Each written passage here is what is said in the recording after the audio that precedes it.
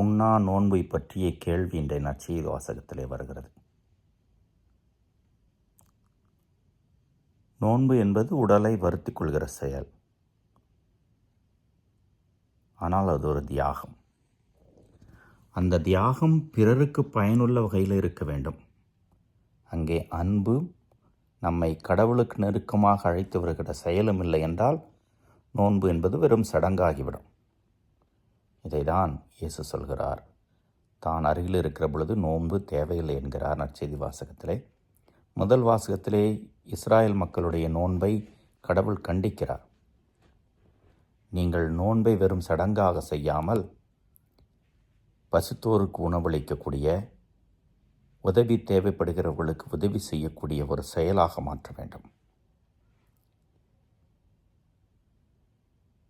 உணவருந்தாமல் உண்ணா நோன்பு இருப்பது, இறைச்சி சாப்பிடாமல் புலால் உணவிலிருந்து விலகி நிற்பது.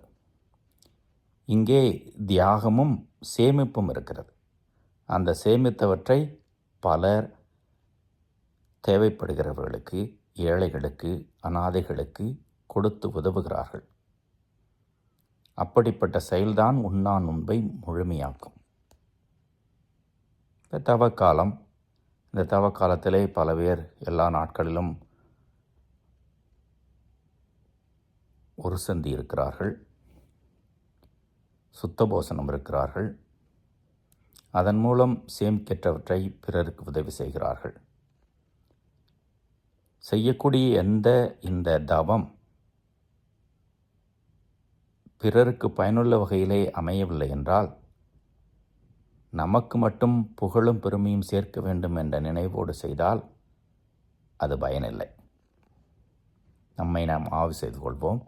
நம்முடைய உண்ணா நோன்பும் தவமும் இறைவனுக்கு ஏற்புடையதாக இருக்கிறதா? இறைவன் என்றென்றும் வாழ்த்து பெறுவாராக.